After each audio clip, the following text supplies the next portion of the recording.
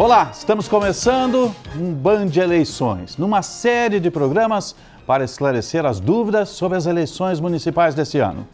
Esse é um momento muito importante para a democracia.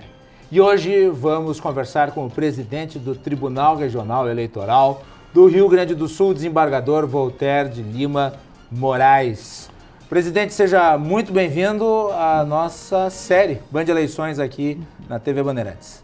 Uma satisfação muito grande estar aqui participando de Band Eleições, porque eu creio que é o momento de esclarecer os nossos eleitores e eleitoras a respeito daquilo que pode ser feito, do que não pode ser feito, daquilo que a Justiça Eleitoral, que a Justiça da Democracia vem fazendo ao longo da sua caminhada. Sem dúvida. Vamos para mais uma eleição, né, desembargador, uma eleição municipal.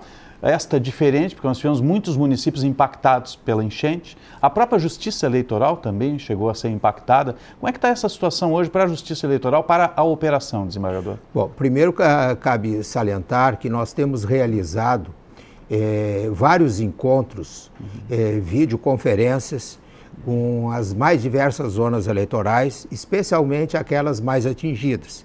Por exemplo, é o caso ali de Guaíba, de Eldorado do Sul, São Sebastião do Caí, São Jerônimo, o Vale do Taquari, que engloba 4 zonas eleitorais próximas, no caso, o Lajeado, Estrela, Arroio do Meio e Encantado.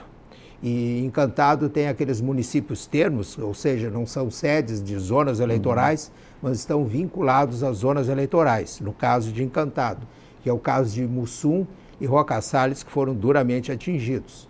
E nós realizamos lá recentemente uma audiência pública. Essa audiência pública teve a finalidade de nos solidarizarmos com a população daquela região e ouvir, né, inclusive as lideranças, prefeitos, presidentes de câmaras de vereadores, partidos políticos, com a presença dos juízes eleitorais, dos chefes de cartórios eleitorais, e foi um encontro muito significativo. Cerca de 15 prefeitos compareceram, e para nós ouvi-los também, porque nós sabemos como fazer, mas também não podemos ter a pretensão de saber tudo. Então é importante que a gente conversasse com aqueles prefeitos, presidente de câmaras, enfim, partidos políticos daquela região. Presidente, nós tivemos 6.000 urnas que foram afetadas, foram danificadas pelas enchentes. Os danos estruturais, a Justiça Eleitoral também acabaram acontecendo.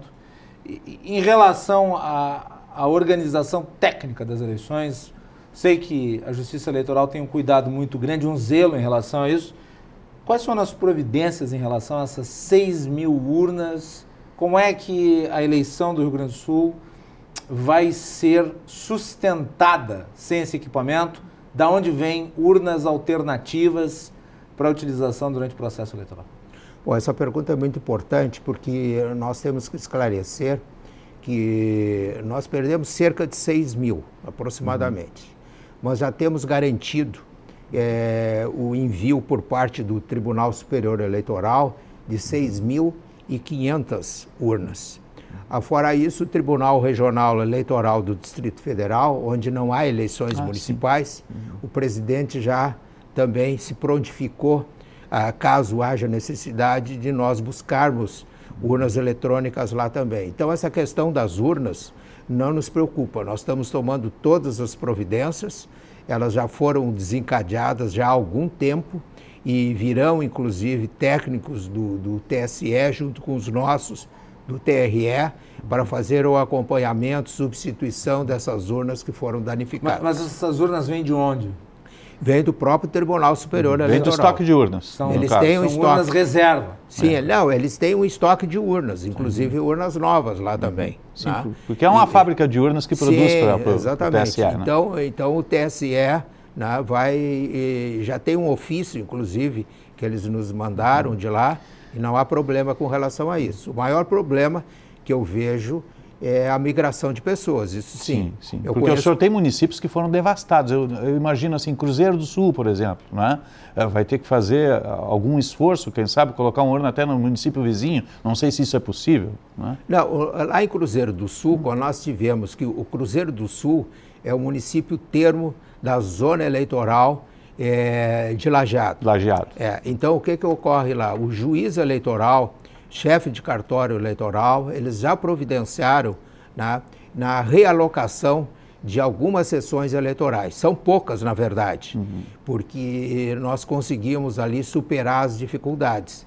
Então, essa questão de realocação de urnas, no caso de sessões eleitorais, elas vão ocorrer, mas nós temos isso tudo sob o devido controle. Né?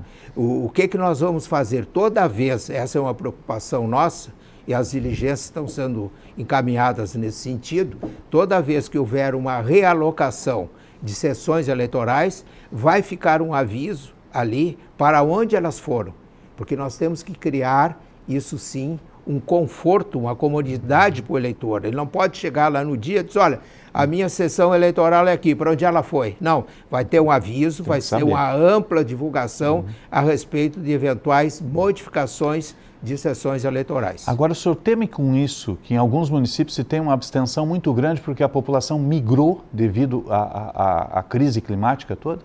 Isso eventualmente poderá ocorrer. Né? Nós temos, assim, alguns dados que estão esclarecedores a esse respeito. Por exemplo, nós tivemos na eleição passada de 2022 uma abstenção de 19,79%.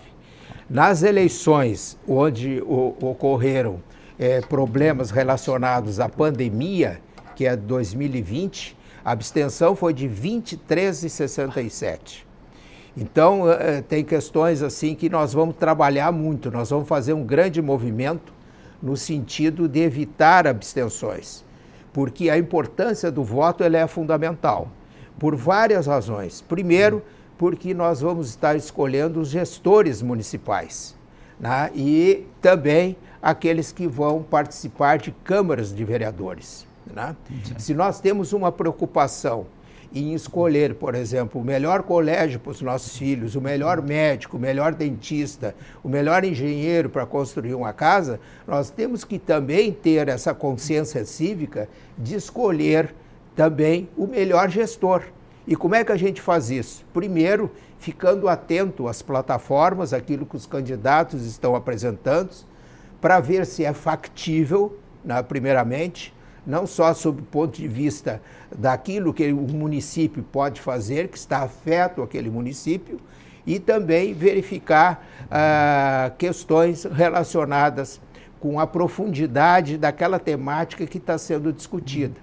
Então, na medida em que a pessoa se omite de participar de uma eleição, ela está se omitindo de traçar um futuro melhor para si e para a sua família.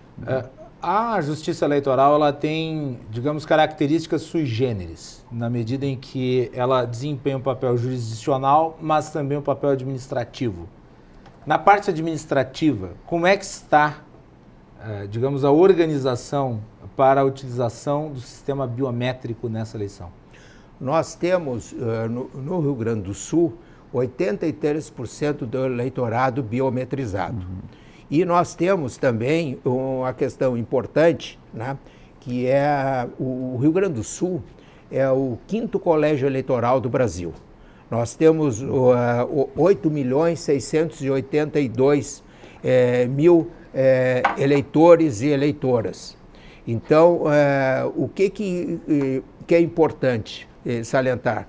Nessa eleição, ainda não há obrigatoriedade de serem biometrizados. Né? Agora, na próxima, talvez seja. Né?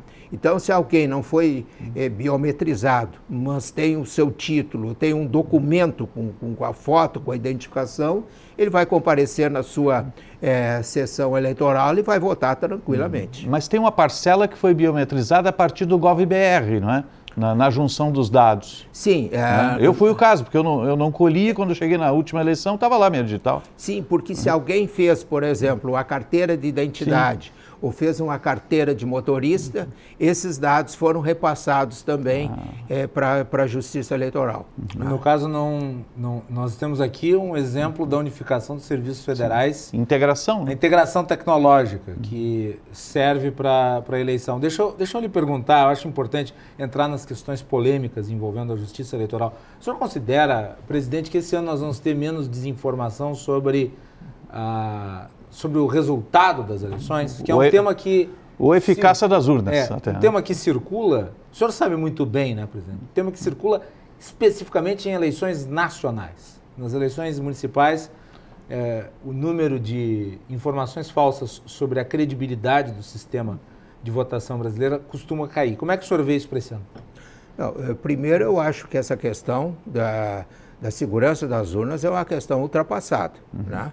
E por várias razões. Ela, na verdade, ela somente surgiu com tanta ênfase foi nas últimas eleições. É isso que ocorreu, né? Nós temos uma segurança muito grande com relação ao funcionamento das urnas eletrônicas. Primeiro, porque elas não estão vinculadas à internet, primeiro aspecto. Segundo, porque tem várias instituições, mas várias mesmo, que fazem a fiscalização. É a Ordem dos Advogados do Brasil, é o Ministério Público, é o fiscal da ordem jurídica, né? Tem várias instituições também, desde no plano acadêmico, que lá participam. Enfim, eu acho muito difícil alguém arguir alguma coisa sobre o funcionamento e segurança das urnas eletrônicas. O senhor acha que o ditador Nicolás Maduro está mal informado, então, no sistema de votação brasileiro? Não, eu acho que talvez ele devesse fazer uma visita ao Brasil para ver o funcionamento das urnas. É verdade. Inclusive, as nossas urnas já foram utilizadas em outros países. Né? Já aconteceu. Então, esse é um detalhe que eu acho que é importante, né? Mas existe como eu falei antes da parte administrativa da Justiça Eleitoral, existe um órgão interno da Justiça Eleitoral que trabalha no combate às fake news. Como é que ele está organizado no Estado? Nós temos aqui no TRE algo muito importante, que é um comitê de combate à desinformação. Está integrado com a ARI, né? Com a GERT. Também nós temos feito convênio com a Associação Rio-Grandense de Imprensa, enfim, e isso é muito importante, porque qual é o grande papel também da Justiça Eleitoral, né? É fazer com que chegue ao eleitor a verdade, né? Para que ele forme o seu convencimento, né? Sem qualquer mentira, sem qualquer fake news, né? E com isso ele vai votar de uma forma mais correta possível, né? Agora, não é possível também, de outro lado, né, que chegue informação a ele e ele forme o seu convencimento de forma equivocada. Isso é inaceitável. Então, ali... nós temos que verificar, toda vez que chegar algo que não corresponda à verdade, né, já é acionado lá na ponta o próprio Ministério Público Eleitoral, submetendo uma questão ao juiz eleitoral e, eventualmente, recurso ao Tribunal Regional Eleitoral. Sim. Então, nós temos um sistema que ele vai funcionar e tem funcionado muito bem. Isso é muito importante. A fake news ela está intimamente ligada também com a questão chamada de inteligência artificial, né? Que é algo que está sendo utilizado para o bem e para o mal. Nós temos que evitar que seja utilizada para o mal. Quando o autor for candidato, no caso, pode perder a candidatura? Pode perder a candidatura. Pode ser impugnada a sua candidatura pelo mau uso, né? E pode se tornar até inelegível dependendo da situação. Inclusive é bom lembrar aqui o caso mais famoso envolvendo o julgamento do TSE em relação a esse tipo de decisão é do ex-presidente Jair Bolsonaro. Foi tornado inelegível depois daquela reunião com os embaixadores, no qual ele falou sobre o sistema de votação no Brasil, e foi tornado inelegível especificamente sobre isso. Mas, em relação ainda ao Comitê de Combate às Fake News, tem gente na web que diz que esse é um instrumento de censura, de que ele vai ser usado para evitar críticas à justiça eleitoral. Como é que o senhor vê esse posicionamento, que eu constato nas redes sociais ainda é muito influente, presidente? Eu não creio que seja a censura, né? Primeiro porque, por exemplo, em relação à imprensa, A imprensa tradicional, ela sempre trabalha com a verdade. Eu estou convicto disso, né, e não tenho a menor dúvida com relação a isso. Então, o importante é fazer com que chegue a verdade ao conhecimento do leitor, do eleitor ou da eleitora. Né? Esse é o primeiro ponto. Né? Eu não vejo como nós possamos entender que é um cerceamento na liberdade de expressão que tem limites. Por quê? Porque quando se expõe alguma coisa que não corresponde à verdade, né, isto não está correto. Né? Isso faz chegar, por exemplo, ao eleitor, à eleitora, algo que não corresponde àquilo que deveria ser dito. Então, a imprensa, que tem o seu sistema de checagem também, antes de dar ou veicular uma determinada notícia, ela vai atrás para ver se é verdadeiro ou não. Da mesma forma, nós, no âmbito da justiça eleitoral. Agora, essa eleição tem um ingrediente a mais. O Tribunal Superior Eleitoral até determinou algumas regras, algumas balizas, né? Que é a inteligência artificial. Ninguém sabe ao certo como é que ela vai ser usada, mas já tem algumas balizas. O senhor tem algum desvio a partir daí, da utilização dela indevidamente? Poderá ocorrer, mas a Justiça Eleitoral estará muito atenta com relação a isso. Né? Por exemplo, a inteligência artificial tem várias formas que elas podem ocorrer. Né? Tem, inclusive, o dever de etiquetagem ou rotulagem. O que é isso? Toda vez que for usada e que descaracterizar, né, por exemplo, uma voz ou dizendo que é aquela pessoa, aquele candidato, tem que informar ali. Né? Mas ela não entra daí na trucagem que é proibida na propaganda eleitoral, no caso? Não, eu creio que aí é uma situação diferente, que tem que ser avaliada caso a caso. Sim. Por exemplo, se alguém tem uma produção de uma voz, né, que não estava naquela época muito boa, a sintonia, enfim, isso aí não tem problema nenhum. Né? Agora, não se pode também publicar ali imagem ou voz de pessoa falecida. Isso é proibido, isso não pode ocorrer. Ou simular voz a alguém que não falou aquilo. Exatamente. Né? Ou alguém que falou alguma coisa e diz totalmente diferente. Usar aquilo para prejudicar um determinado candidato. Isso é inaceitável. Vamos fazer um breve intervalo do nosso Band Eleições. Você fica conosco e nós já voltamos. É um minuto só.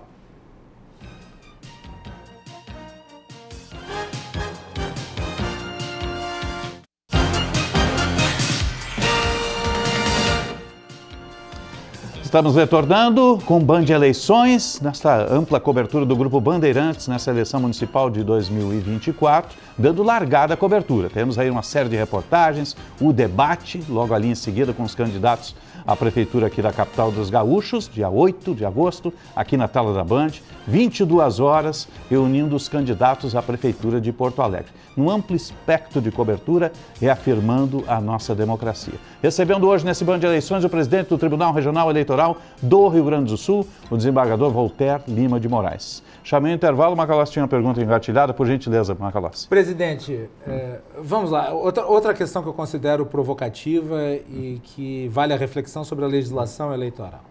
Como jornalista, eu sinto que a legislação brasileira ela é excessivamente restritiva no debate sobre a eleição.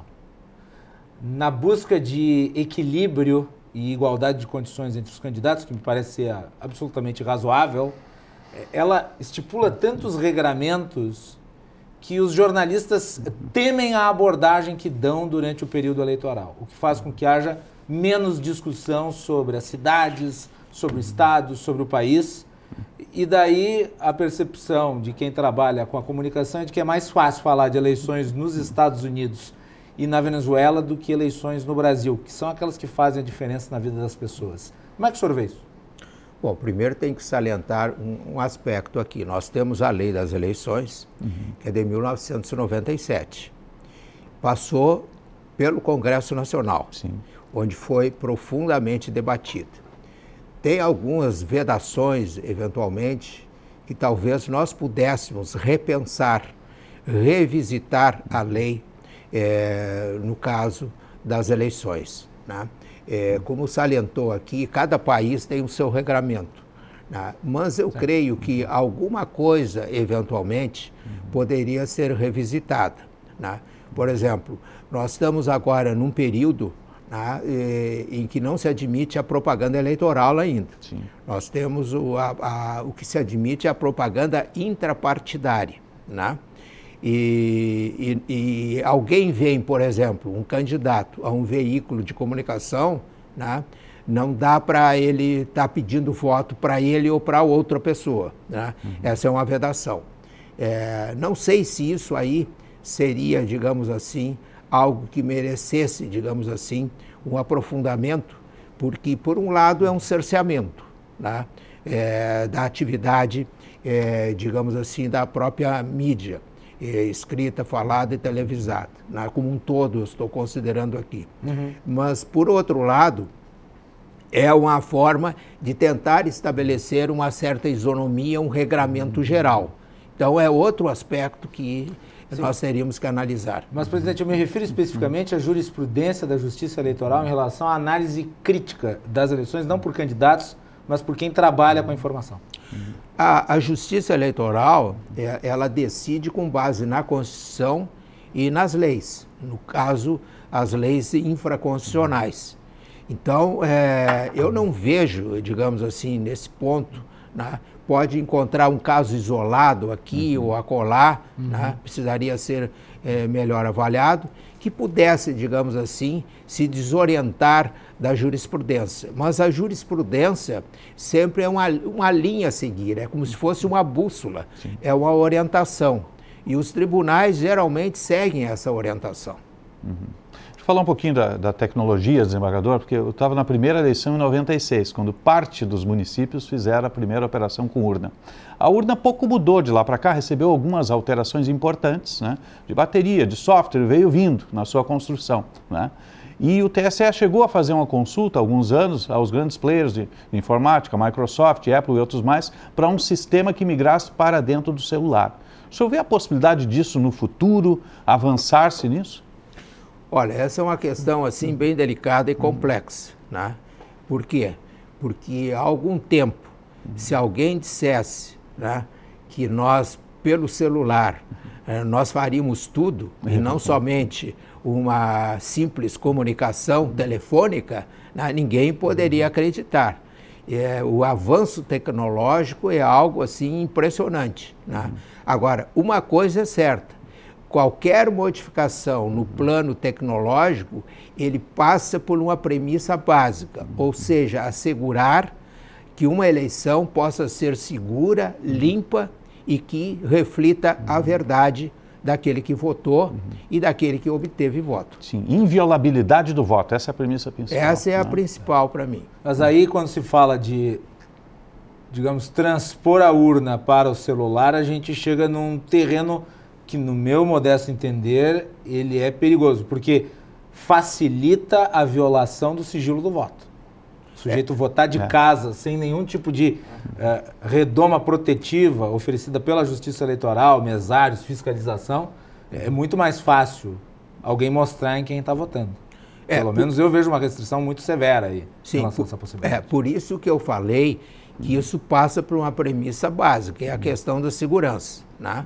E por isso que se proíbe, inclusive, que alguém vá a uma sessão eleitoral e com um celular e possa, inclusive, documentar o seu voto, porque ali está quebrando o sigilo do voto. Isso.